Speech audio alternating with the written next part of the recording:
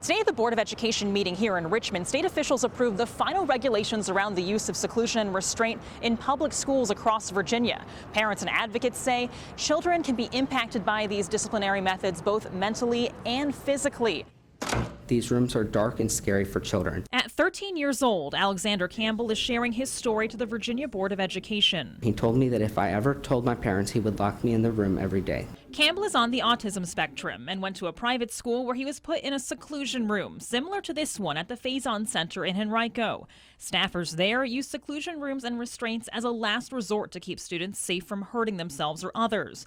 But Campbell says when he was put in a restraint at his school, the injuries were lasting. Not only does it cause physical harm, but after you've been through that, you do not want to learn because you do not trust your teachers. Advocates and families are concerned about prone restraints, which is when someone is held down on the ground because it can cause breathing problems. I'm also concerned about the mental health that involves when this child is put into a prone restraint. A ban on prone restraints is included in regulations finalized by the board. Public schools will also be required to report to the Department of Education how often they use these methods each year. Training for school staffers will be mandatory, but there seems to be questions on how this will work statewide. Based upon news reports from various jurisdictions, and the training itself may not in fact be adequate. Advocates and families say having finalized guidelines is a big step, but more work needs to be done. Officials are in the final stages now of getting these regulations together. The governor still needs to sign off on them, and technically, if more than 25 people ask for it, there can be another public comment period, which can put this process on hold.